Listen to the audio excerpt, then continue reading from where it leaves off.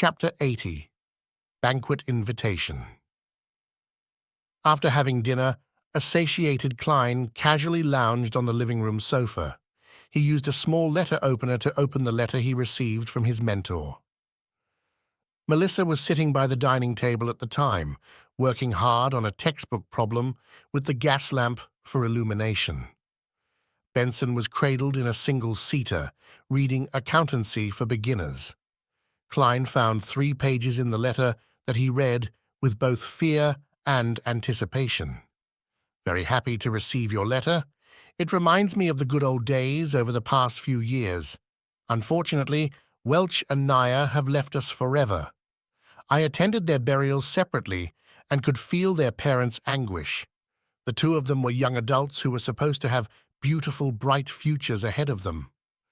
Fate is always so unpredictable. No one can know what will happen to you next. I've experienced more as I've grown older, and I can increasingly sense the weakness and helplessness of humanity." Regarding the historical information revolving around the Horasis main peak, I recall that the archaeologist Mr. John Joseph once published a monograph detailing it. It includes his accounts of his time at the Horasis main peak. He discovered a few ancient buildings that are more than 1,000 years old. What shames every historian and archaeologist is our inability to precisely date the era. We can only make a crude estimate based on the architecture style, the characteristics of the murals, and a few of the texts that we can decipher. It's quite unbelievable that such a tall mountain peak would have humans living there. Mr. Joseph has ample evidence to prove that those humans developed a civilization that they can call their own. As for the details, it is hard to fully describe them in this letter. I suggest you try borrowing this monograph from the Deweyville Library. Trust me, Sir Deweyville's donation to this library makes it have more books in its collection than the one built by the city government. The monograph's title is Research of the Horasis main peak's Relics. It is published by the Lowen publishing firm. In addition, there are some papers that discuss something of relevance. They are published in the journals New Archaeology, Archaeology Summary. The exact issue and journal volume is... Klein read every word and repeated the names of the monograph and paper names silently. Immediately afterwards, he found some paper and an envelope as well as a fountain pen before penning his gratitude. "Melissa, help me send this letter out. This is the money for the stamps." Klein placed the sealed envelope and more than enough money for the stamps on his sister's desk. Melissa took a glance and curled her lips. "Klein, stamps don't cost that much." "Yes, stamps don't, but a girl should have some allowance," Klein replied with a smile. "I believe Selena has mentioned this to you before." Noticing that Melissa was about to protest, he quickly added, "It can be used to buy the materials and tools you need." "Tools?" Melissa repeated softly again and again before casting her gaze back onto her books. "All right," she said, as she nodded imperceptibly. The corners of Klein's mouth immediately curved upwards as he briskly walked back to the sofa. "Excellent persuasion skills. You precisely pinpointed Melissa's weakness." Benson gave a thumbs up as he said, with a suppressed laugh. Klein cleared his throat and said in all seriousness, "Then how shall I persuade you? Your self-study should emphasize language and ancient literature. Of course, basic mathematics and logic are equally important. According to the curriculum of the public schools and grammar schools, as well as the material tested for in college admissions, Klein was very confident about the general direction in which the upcoming civil servant examinations would focus on." Benson touched his hairline and said with a self-deprecating smile, "I feel like a curly-haired baboon in front of those books." "But they're really useful," Klein said with a determined smile. At that moment, Melissa put down her fountain pen, stood up, and walked to the sofa. "Benson, Klein, this Sunday is Selena's birthday. She and her parents wish to invite all of us to their place for a banquet. Are both of you free?"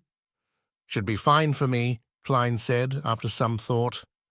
He could take the opportunity to be acquainted with his sister's friends. It could prevent him from being utterly clueless whenever something happened to her. Me too, Benson said as he combed his hairs with his fingers. It looks like we'll have to think of a birthday present for Miss Selena. Klein smiled. This should be left to Melissa. She knows Miss Selena better than us. Besides, what we need to do is what a gentleman ought to do. Pay for it. This is the first time I've heard someone describe laziness in such a pleasant manner, Benson said, as he shook his head and chuckled. Klein returned with a smile. This is the purpose of language and ancient literature. Benson never expected Klein to return to the subject at hand. It left him momentary speechless. The next day, Klein wore his cheap formal suit and held his black inlaid silver cane as he climbed up the stairs and arrived at the Blackthorn Security Company's entrance. His tuxedo had already been sent to the tailor's. Klein was just about to greet Roseanne when he saw Captain Dunn walk out of the partition. "Good morning, Klein. Did you have a good night's sleep?" Dunn asked with concern. Klein answered honestly, "Better than I expected. I didn't even have nightmares, but I still feel heavy and a little disgusted when I recall it." "Very good. I feel assured hearing that," Dunn said with a nodding smile. After chatting about the weather, he raised a matter. "The Holy Cathedral has replied to my telegram. Antigonus, Larotta, and company are to immediately escort sealed artifact 2-049 and the Antigonus family's notebook back to Backland. They've also sent an additional Nighthawk yesterday afternoon via steam locomotive to help. I believe that they've already set off by now." "Already set off by now? Does that mean I'm completely free from the traumatizing Antigonus family's notebook?"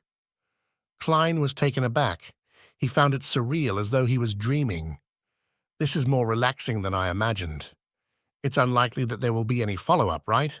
May the goddess bless them, and that they will have a smooth journey." After a few seconds of silence, Klein made a gesture on his chest in the sign of the crimson moon. Dunn wore his hat and pointed out the door. "I have to patrol the Raphael Cemetery garden. I forgot one thing. The investigations of Leonard and the police department has borne fruit. They found the carriage driver that drove them. We have confirmed their temporary residence in Tingan City, but they are rather cautious. They didn't leave behind any valuable clues." "As expected of an ancient secret organization," Klein echoed wistfully. Dunn nodded and turned to head to the door. He stopped 3 seconds later and turned his head. "Also, the Holy Cathedral needs another 2 to 3 days before they notify us of your application to become an official member. This is dealt with by a different department, separate from the one that deals with the Antigonus family's notebook. They have different levels of efficiency." "I understand," Klein replied sincerely. Meanwhile, he helped his captain add inwardly, "Remember to submit the compensation application today." Watching Dunn leave, Klein heard the brown-haired Roseanne exclaim, "Goddess, Klein, are you becoming a formal member? You haven't even joined us for a month." Klein smiled. "After I consumed the seer potion, it was only a matter of time." "That's reasonable." Roseanne fell into a daze for a few seconds before suddenly sighing.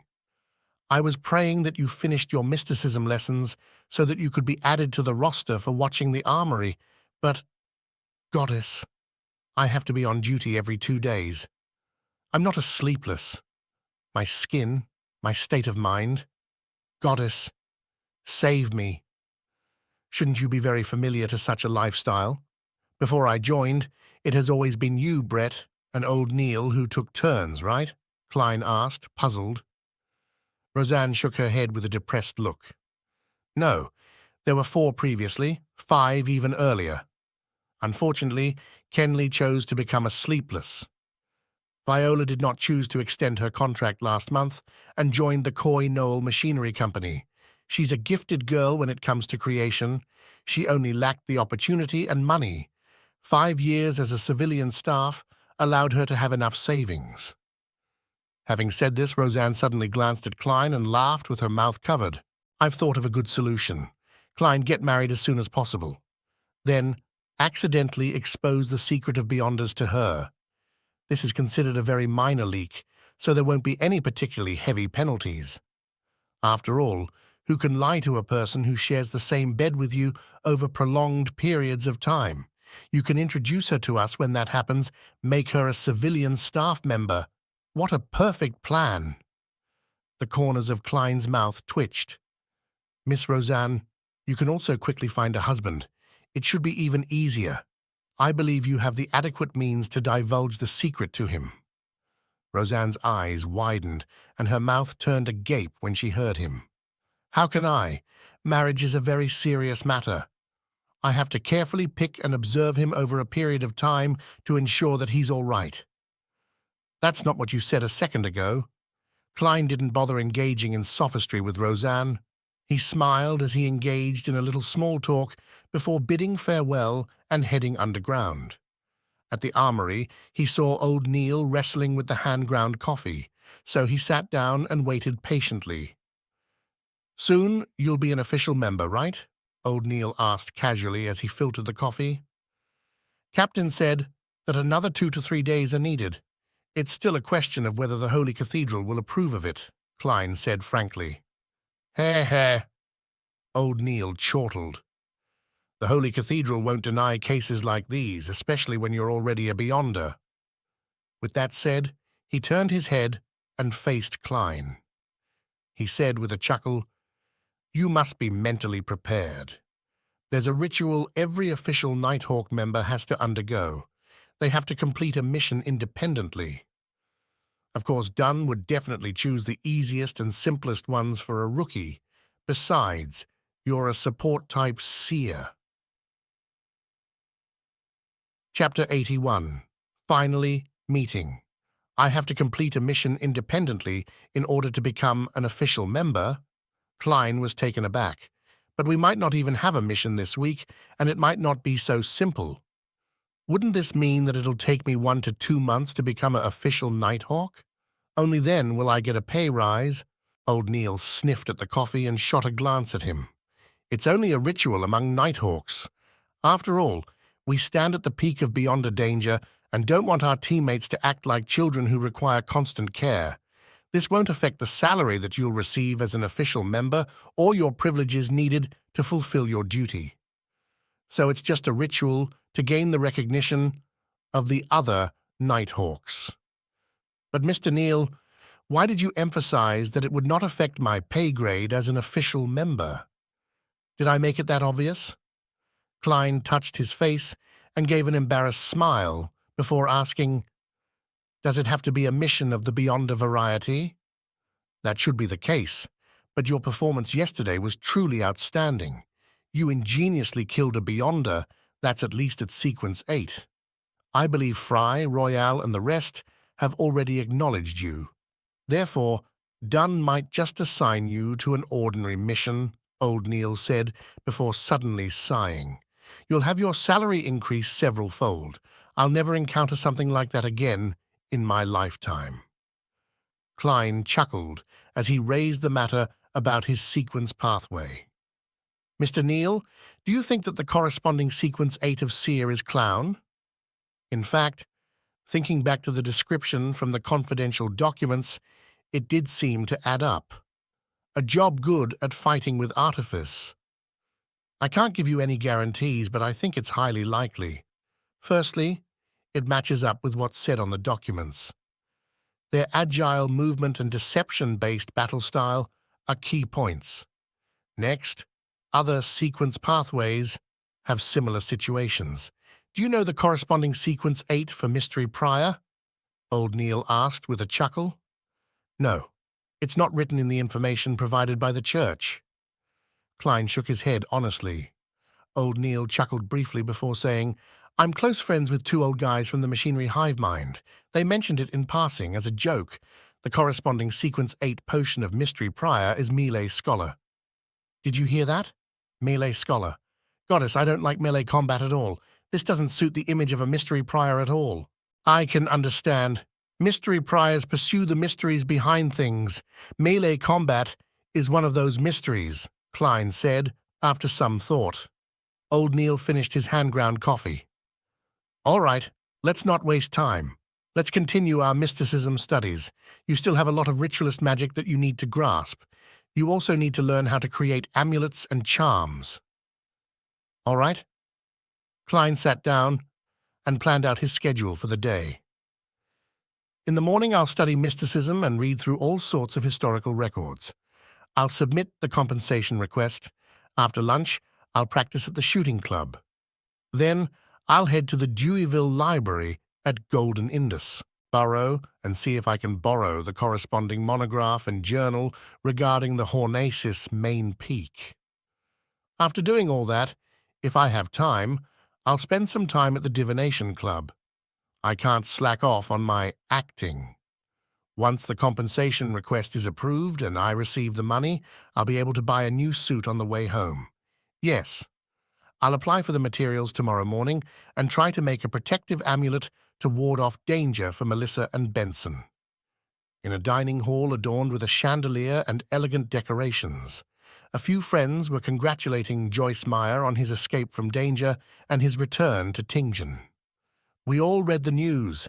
Just the written description alone was enough to scare me, a man with a short stubble on his chin said wistfully. Joyce, I can't believe you went through such an ordeal. Cheers. The tragedy is over now, and the sunlight shines down upon us. Exalted is the steam. Joyce and his fiancée, Anna, raised their cups and clinked them together with their friends.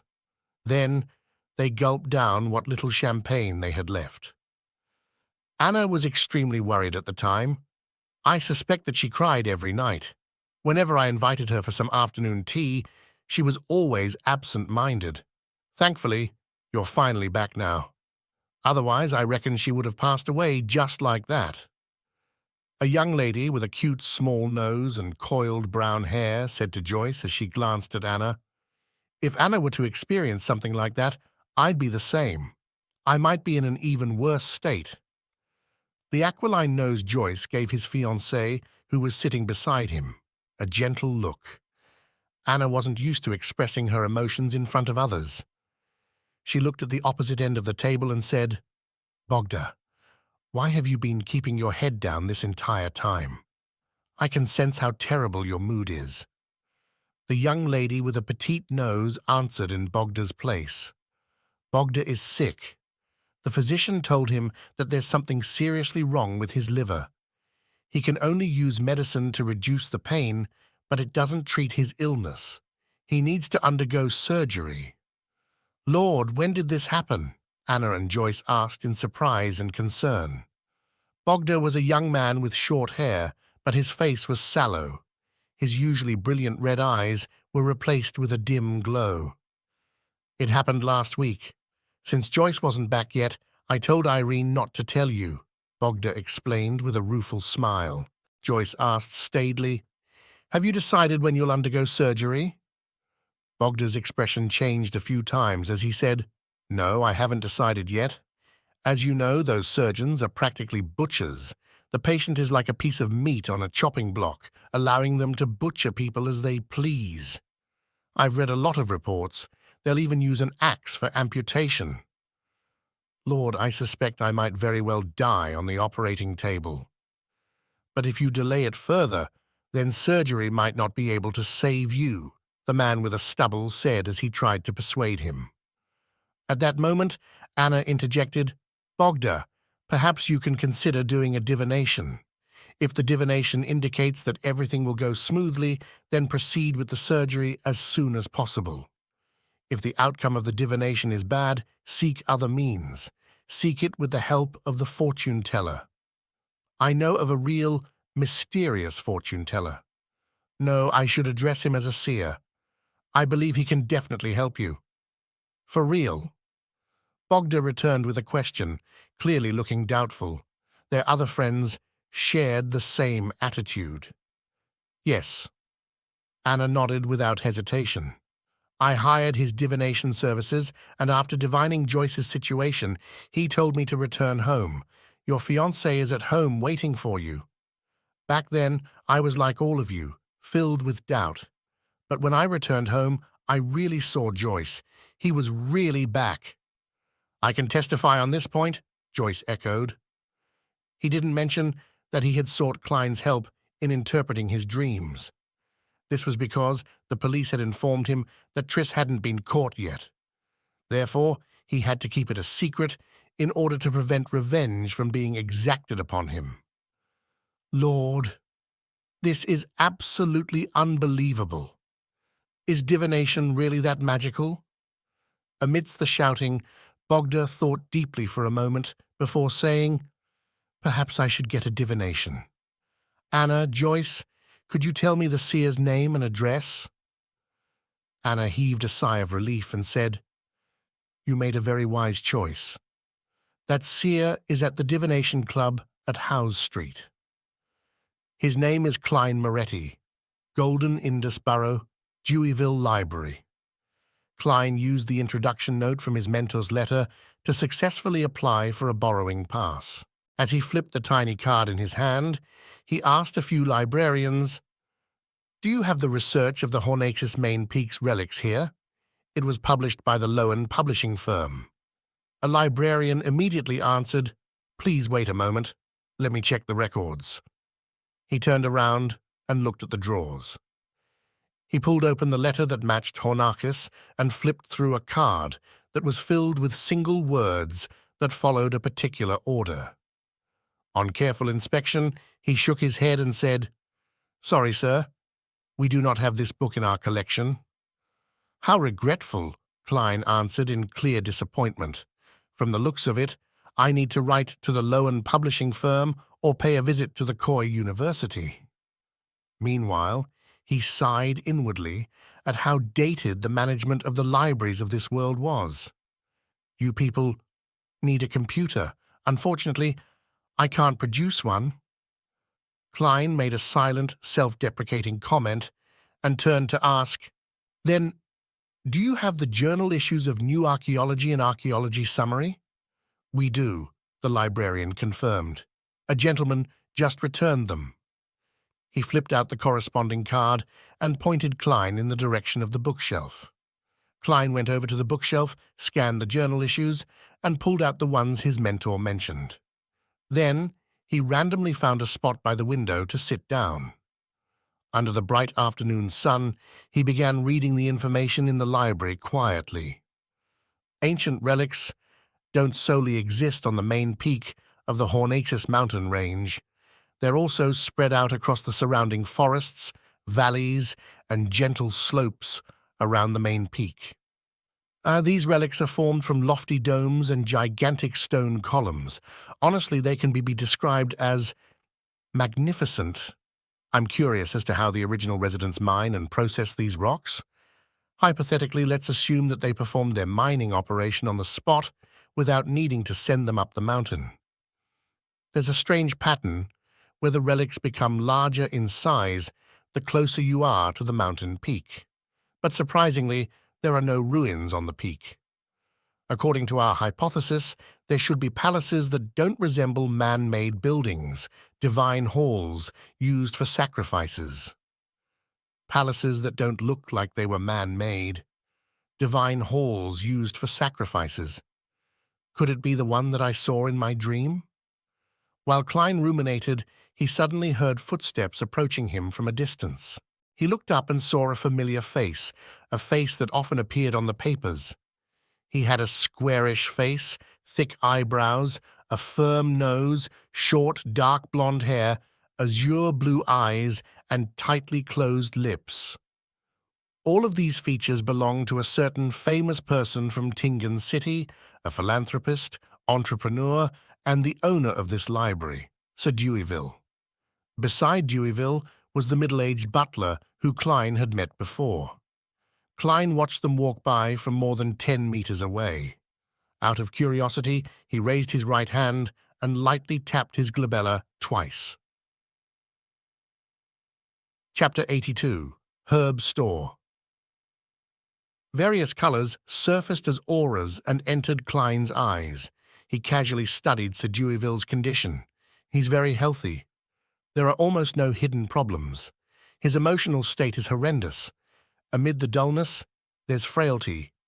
His mental state is frail. He has trouble sleeping well. But the purple aura at his head is completely fine. Klein muttered silently to himself as Sir Deweyville walked off and left the library. Retracting his gaze, Klein pinched his forehead and sighed inwardly. Being a tycoon sure isn't easy. He didn't pay much attention to the matter and returned his gaze onto the journal issues in front of him.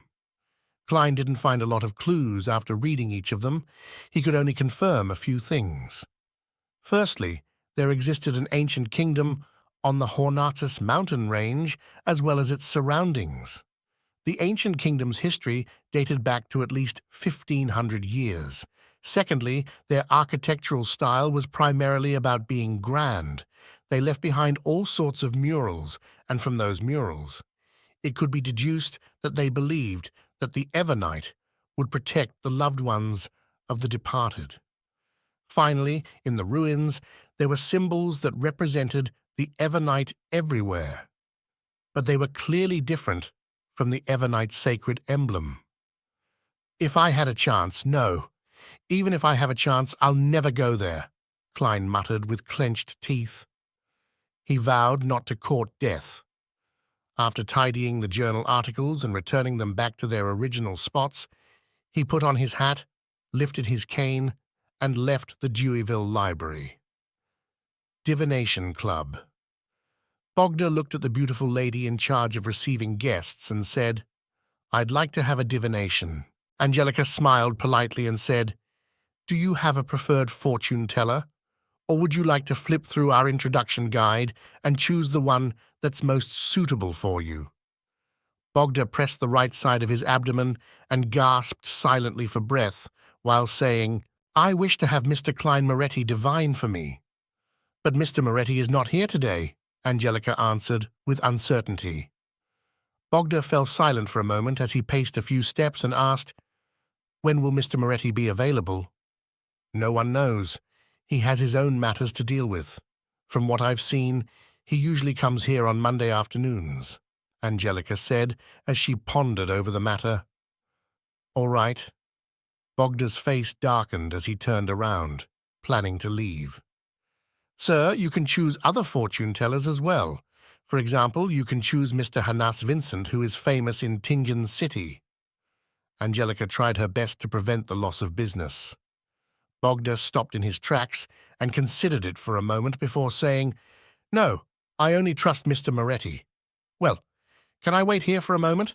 Perhaps he might come after he's done with his matters." "No problem," Angelica said with a warm smile.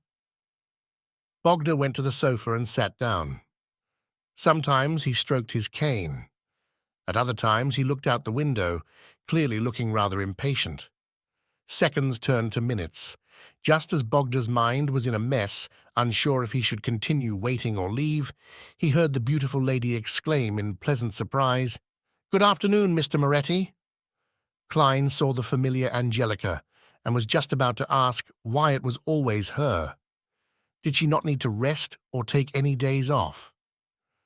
However, he immediately took into consideration that he was a seer, so it was not appropriate for him to ask such questions. Instead, he had to use the tone of a charlatan and say something like, "How marvelous it is for fate to compel us to meet once again, Madam Angelica." Would this sound like I'm hitting on her? Klein's mind whirled as he finally replied with a smile. "Good afternoon, Madam Angelica. A customer wishes to hire you for a divination." Angelica pointed to Bogda, who had hurriedly stood up from the sofa. "Someone actually requested for me." Klein took off his half-top hat in pleasant surprise, pinching his glabella twice while doing so. "Good afternoon, sir." He looked over when his voice suddenly came to a pause. In his spirit vision, he saw the requester's liver looking dim. It was nearly black in color. It was making the rest of his body unbalanced, as his aura was thin in various places. Klein deliberated over his words, and he said in a serious expression, "Sir, you should see a doctor and not seek a divination." Bogda stood stunned on the spot, as he immediately gave a pleasant look of surprise while muttering, "How fascinating! Anna wasn't lying to me." He hurriedly looked up at Klein in earnest. "Mr. Moretti, I've already seen a doctor and might have to undergo surgery. However, I'm frightened about the surgery. I would like to divine the outcome." The surgery of this era is really fraught with danger. Although Emperor Roselle had given the impetus, this era still lacks most of the necessary technology. Klein didn't reject his request and nodded slightly. "My divination fee is 8 pence. Is that fine?" 8 pence? Bogda exclaimed in surprise. "You're only charging 8 pence?" "According to Anna's description and the performance Mr. Moretti had just shown me, I'm willing to pay at least £1. Haven't you heard of small margins with large volume?" Klein was embarrassed for a moment. After thinking for a few seconds, he calmly smiled and replied, "It is enough just being blessed with the ability to receive revelations from the divine and catch a glimpse of fate. Therefore, we must maintain our humility and suppress our greed. Only by doing so can we continue being bestowed with our gifts." "You are a true seer." Bogda held his chest and bowed, his tone filled with sincerity. Upon receiving Bogda's praise and trust, Klein's spirituality seemed to relax. As for the description of his principles, it also gave him some new insight. "Miss Angelica, is Topaz available?" He turned to the beautiful lady beside him.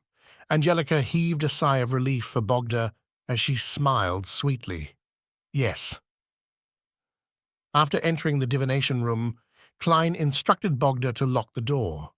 Then he sat behind the table and pinched his forehead. "Shall we use tarot cards for the divination?"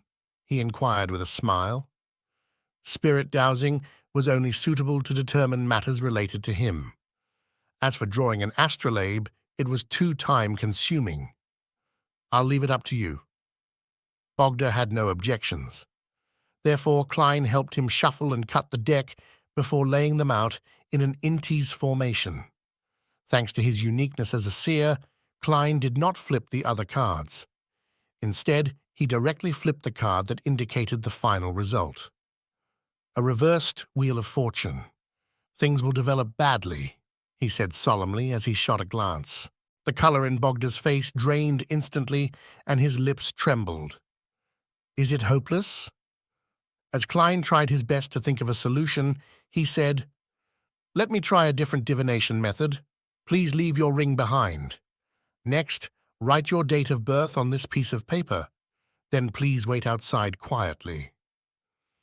Influenced by his gentle and comforting tone, Bogda calmed down and followed the instructions by writing down the information and leaving his ring behind.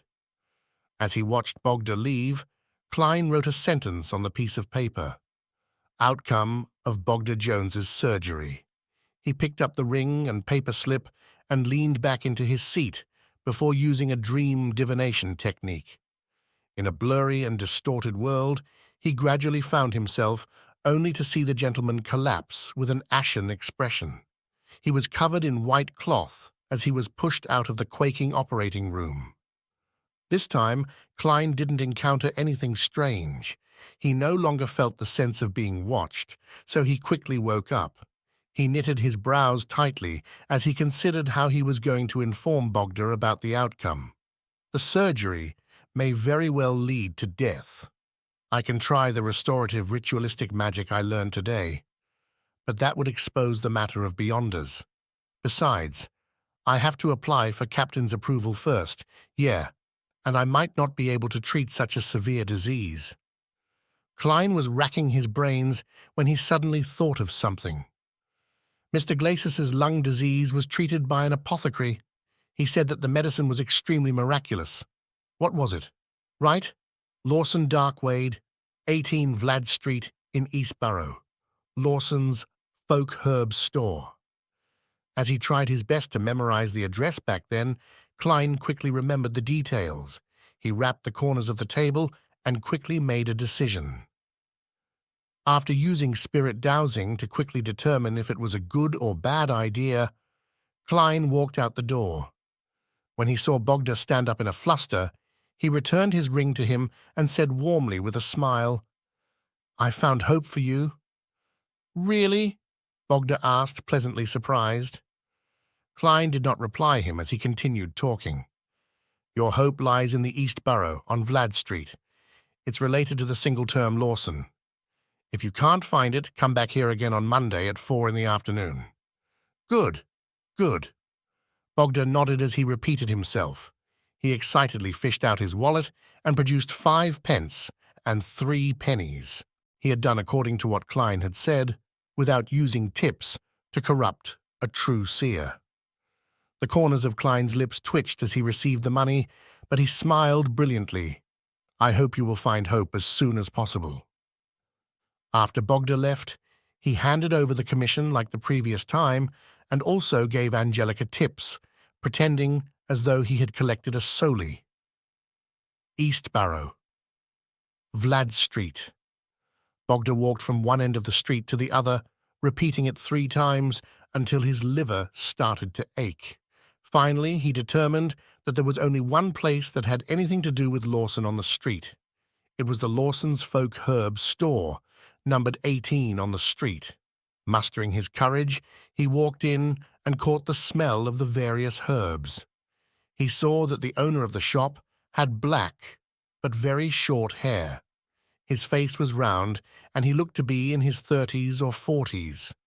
The boss's formal attire resembled that of a village witch doctor. It was a deep black robe embroidered with all kinds of strange symbols.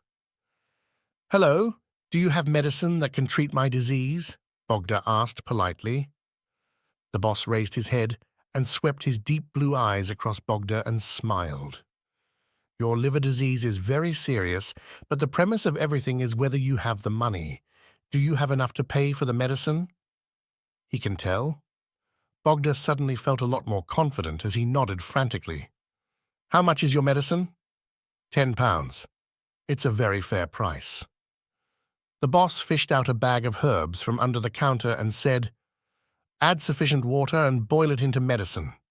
After boiling it, add 10 drops of fresh rooster blood, then drink it down immediately. This bag of herbs can be cooked thrice. You will be fine after 3 times." As he spoke, he opened the yellowish-brown paper and threw in all sorts of strange herbs. It sounds extremely shady. Bogda gulped down his saliva and said, "That's it?" The boss stared at him and immediately smiled. "Do you still want something else? What about this bag? Once you recover from your liver disease, I can give you a guarantee that your wife will be very satisfied."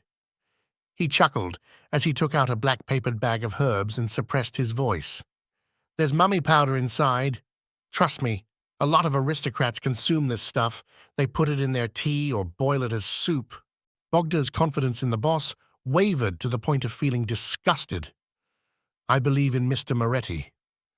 He took a deep breath, fished out his wallet, and pulled out the 2 biggest notes from what little was left of his gold pounds. Chapter 83. Carving holding onto the yellowish-brown paper bag full of herbs, Bogda staggered out of the Lawson's Folk Herb store. While waiting for a tracked carriage, he suddenly came to a realization. He had spent £10 to buy a bag of stuff? This was nearly a month's salary for him. If it wasn't for his trust in Anna and Joyce, he wouldn't have brought that much cash to the divination club. Could it be that the reason why Mr. Moretti only accepted 8 pence for his divination had something to do with his collusion with the boss of Lawson's Folk Herb store so as to earn more? This was a classic scam written on the papers. When Bogda made this connection, he even began to suspect Klein a little. He even began suspecting Joyce and Anna. When a tracked carriage stopped in front of him, he looked at the herbs in his hand. Unable to bring himself to return, he entered the carriage with a heavy heart. Inside Lawson's Folk Herb store, As the boss watched Bogda leave, he suddenly turned his head and shouted at the door where there was a pile of herbs, "Charmaine, stop purchasing herbs from today." "Well, why, master?" A handsome-looking youth with dishevelled hair walked out. The boss smiled and said, "This is the 16th customer that has come because of my fame. If this carries on, I believe the Nighthawks, the machinery hive mind, and the mandated punishers will notice me. When the time comes, I'll need to consider heading to other cities." "Then, do we need to sublease this store?" Charmaine nodded in understanding as he asked with concern. The boss chuckled. "If you wish to stay, you can be the boss of this store. You are already capable at identifying herbs and concocting medicine. Of course, remember to deposit half of your monthly profits into my anonymous Backlund bank account." "But I haven't learned what you're really good at." Charmaine was already sick of never staying in a city for more than a year, but he was unwilling to give up learning the magical formulas that his master was good at. The boss leisurely rocked himself in his seat. "That's not something you can learn just because you want to." A blackish-green, bubbling liquid appeared in front of Bogda's eyes. It smelled of stinking socks, and the color that makes one want to puke made him deeply suspicious about everything he had done today. When the rooster blood was dropped into the medicine, Bogda's father looked at his son worriedly and said, "I think surgery is the best option." The few drops of rooster blood bubbled with the boiling liquid before vanishing. Bogda took a deep breath and said, "If this medicine is useless, I'll consider surgery. The Lord will watch over you." Bogda's father gestured a triangular sacred emblem across his chest. By the time the boiling liquid had cooled down, Bogda had no intention of wasting the 10 pounds. He raised his right hand and closed his eyes. Flicking his head back, he gulped down the medicine in one go. The pungent aroma that had the noxious smell of blood swished around in his mouth as he nearly spat out everything he had just drank. That night, Bogda had an upset stomach.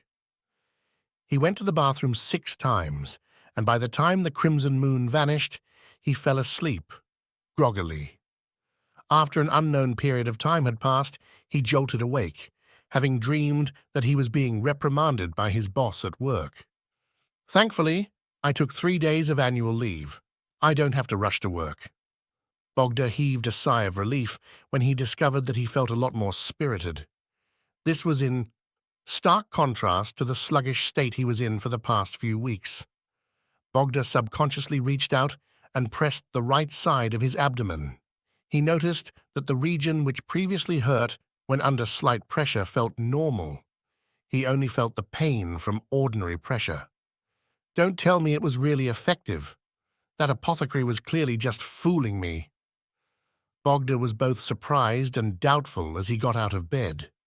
He stretched himself and felt his health returning to him. He fell silent for a very long while as he muttered, "According to the apothecary, I still need to drink it twice. Once I'm done drinking, I'll go to the hospital to get a checkup from a doctor. That apothecary didn't tell me how many times I can drink a day. I still think he's a cheat." Inside the civilian staff office of the Blackthorn Security Company, from his prior request, Klein received a space where no one would disturb him. He held a carving knife and emitted his spirituality. He seriously carved the incantations and symbols onto 2 silver accessories. The incantation was a request to avoid disaster and was written in Hermes. The 2 mysticism symbols symbolized the Evernight goddess as well as the Empress of Disaster and Horror. Aside from that, Klein also added the path number that corresponded to the goddess, 7, and the magical characteristic. In addition to that, charms and amulets had to be engraved on both sides, and each side's symbols, incantations, and characteristics, their exact locations or special formats, was in the realm of mysticism. The ones that were spread amongst the ordinary populace were filled with mistakes. At that moment, Klein had a lot of damaged materials to his right. Through repeated practice, and only after he confirmed that he had enough practice, did he dare to begin creating the amulets for Benson and Melissa. As he calmed his mind, his spirituality spewed out from the tip of the carving knife. The number 7 appeared on the surface of the silver accessories. He had already finished carving the incantations and symbols on the other side of the accessory. All that was left was to finish the remaining side. After putting down his knife, all his spirituality chained together as Klein suddenly felt a strange, majestic, and terrifying energy surge throughout the room. The commotion quickly vanished as the incantations on both sides of the accessory became complete with Klein's spirit vision. It emitted a serene blackness. He put down his carving knife and gently polished the silver accessory that was formed from a circle and a vertical piece. He felt a tinge of coolness from the mild to the touch surface. "It's done!" He happily placed the finished amulet and another one that he had previously finished into his pocket, planning to find an opportunity to give it to Benson and Melissa. Amulets created by Beyonders possessed a certain level of effectiveness. They allowed the wearer to unknowingly avoid disasters to a certain extent, but it was nothing too ridiculous. Furthermore, their spirituality would wane bit by bit. Unless one used a high-level ritualistic magic and created a prayer set, a year was the maximum one could use them for. As for high-level ritualistic magic, there was a terrifyingly high spirituality requirement. It wasn't something Klein could endure at the moment. When the time comes, I can use my spirituality to make another one, Klein thought, nodding as he began tidying up the messy table. He didn't make one for himself for the moment, because an amulet of that level had limited effects on him. Therefore, his goal was to gain a deeper understanding of incantations before trying to pair it with ritualistic magic. That way, he could create a few defensive amulets that could be activated specifically with sound.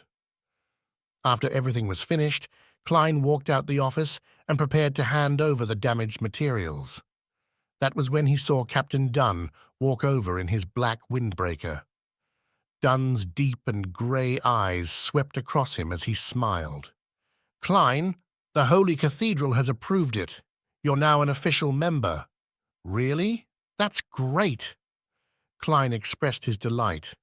Dunn nodded and said with a smile, "You can now receive a make-up pay of £3 for this week. You'll receive £4.50 every subsequent week until the advance payment is cleared." By the way, did I mention the Nighthawk's ritual? Every official Nighthawk has to independently complete a mission. Only by doing so will you gain the recognition of your partners. In consideration of the outstanding performance you showed, I believe I can assign you an ordinary mission instead. When that happens, I'll formally introduce you to all the Nighthawks in Tingen City. Klein replied without hesitation, "All right." £3 plus his compensation of £7. Getting a new suit wasn't a problem anymore. Furthermore, he would still have plenty left over. Well, who knows when my mission will arrive? Klein waited all the way till Sunday, the day of Selena's birthday banquet. Changing into his formal suit and using a brush and handkerchief to tidy his half-top hat, Klein looked himself in the mirror before walking over to the first floor in satisfaction. At that moment, Melissa was sizing up Benson's clothes. "Is there a problem?" Benson raised his cane, feeling a little lacking due to his sister's gaze. He felt that there was nothing wrong with him when he inspected himself. He was already dressed quite decently. Melissa stopped staring at him and said with a serious expression, "Benson, that is a very old suit you're wearing. There will be a lot of excellent ladies and madams participating in today's birthday banquet. I believe that by wearing that, it'll be a form of disrespect to them." Klein was originally filled with questions. However, when he heard Melissa's emphasis, he immediately realized what was happening. He went over with a chuckle and said, "Benson and I share a similar build. He can wear my other tuxedo." He had already informed his siblings about buying a new suit. He explained it away by saying that his clothes had been torn while inspecting certain objects. Therefore, the company generously compensated him. Of course, he concealed the matter of him being promoted with a pay rise. He was afraid of scaring them and only planned to tell them after half a year. Such an explanation made Blackthorn's security company and Melissa extremely envious. They felt that the Blackthorn Security Company was an impeccable employer. "There's no need to, right?" Benson retorted, having not realized the gravity of the situation. "No, it's extremely important." Klein pushed Benson's shoulders up the stairs. "My tuxedo is hanging on the clothes rack." After watching Benson go up the stairs in a daze, Klein turned around and smiled at Melissa. "Are you hoping that Benson will use the opportunity provided by Selena's birthday banquet to begin a beautiful new romance?" He had been reading quite a fair amount of newspapers and magazines recently. He knew that aristocrats and middle-class banquets were typically grounds for blind dates. Melissa nodded solemnly. "Yes, Benson has missed out too much because of us." "Sis, why are you like a mother?" Klein looked at Melissa as he suddenly shook his head with an exasperated laugh. Chapter 84. Elizabeth, seeing the unconvinced look his sister's face, Klein suddenly felt like it was a good opportunity. He sized her up and said with a solemn expression, "Melissa, I think you aren't showing enough respect to today's banquet as well." "What?" Melissa wore a puzzled look. Klein pointed at her neck. "As a lady, you are lacking a necklace that accentuates that area." Without waiting for his sister to say another word, he smiled as he fished out a silver amulet wrapped with angel wings from his pocket. "Thankfully, I prepared one for you." Melissa was taken aback at first before she asked, "How much was it?" "Sis, your concerns are really quite misplaced." Klein silently scoffed as he explained with a chuckle, "It's actually not very expensive. Since it was in an incomplete state, I imitated an item that I've seen before and engraved blessing incantations and beautiful patterns on them." "You engraved them?" Melissa was indeed distracted. "How is it? What do you think of my work?" Klein took the opportunity to hand over the amulet to his sister. Melissa studied it before gently biting down on her lip. "I like the surrounding angel feathers." "If you think the incantations and symbols I engraved are ugly, then just say so. There's no need to mince your words. An amulet's value is in its effects." The corner of Klein's mouth twitched. Just as he was about to urge his sister to accept it, he saw Melissa put on the necklace with a forced expression on her face. She then carefully adjusted the positioning of the amulet. "Perfect!" Klein sized her up and gave her exaggerated praise. Melissa shot him a glance and looked down at her amulet.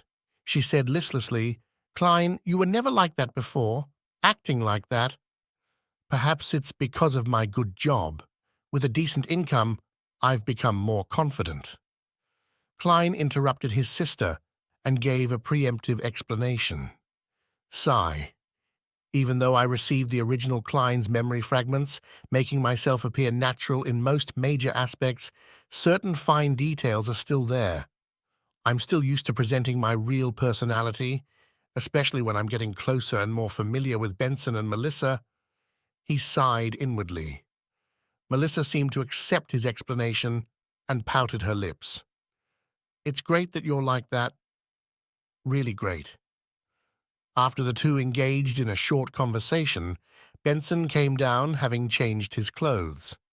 He wore a white shirt with a black vested tuxedo. His black bow tie and a pair of long, straight trousers made it seem like he had undergone a complete makeover. It was like he was a successful businessman after years of hard work. Same for the receding hairline. Klein chuckled inwardly. "Excellent, Benson. It suits you very well," he said, with a brilliant smile while throwing up his hands. Melissa also nodded in agreement on the sideline. The facts show that my clothing is more important than me. Benson gave a self-derisive comment. Klein took the opportunity to fish out the remaining amulet and repeated his explanation from earlier before saying, "I also made one for you." "Not bad. I'll bring it with me." Benson accepted it without a fuss as he quipped, "Klein, I wouldn't find it odd, even if you were to suddenly know how to style your hair, make clothes, fix watches, and feed curly-haired baboons."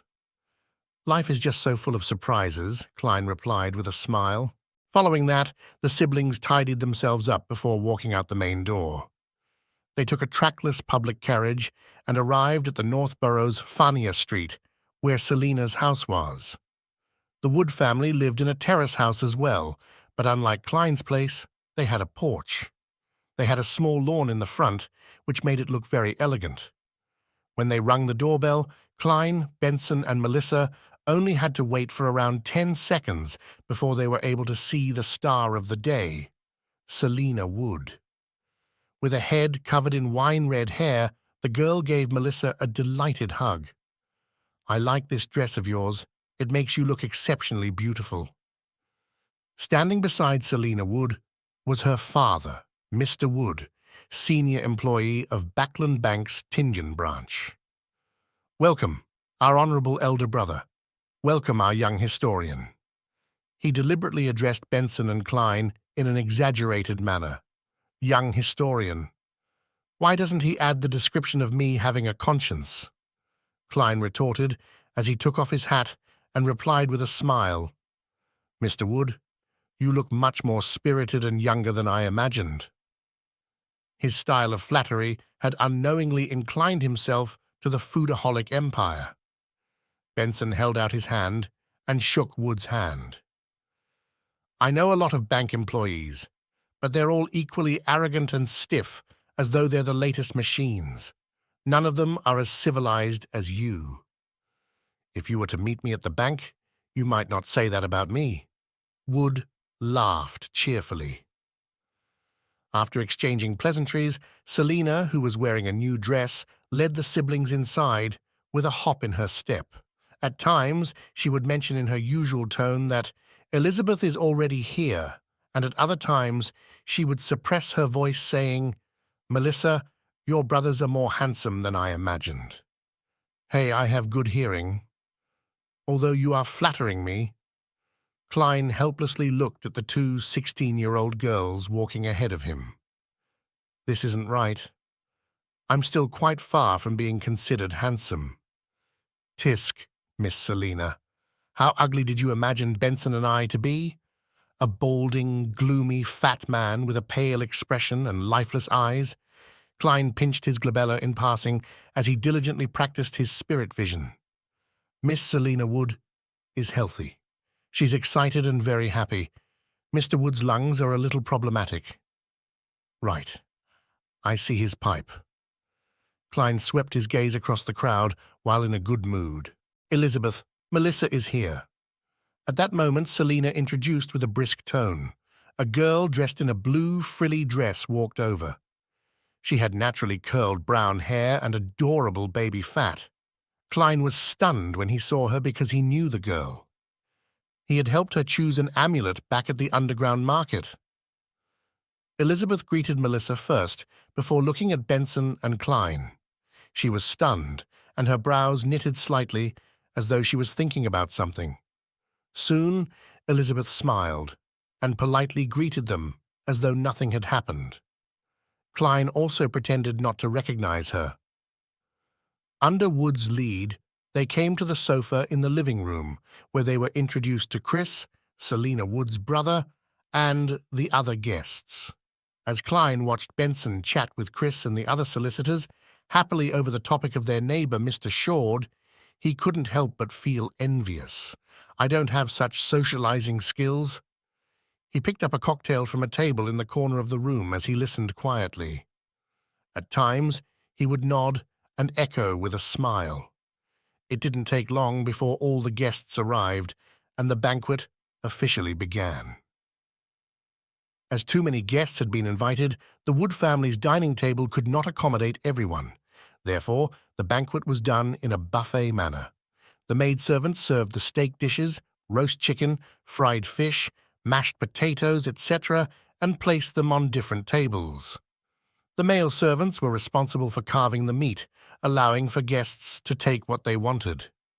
Klein couldn't help but click his tongue when he saw the elegant enamel plates and silver cutlery.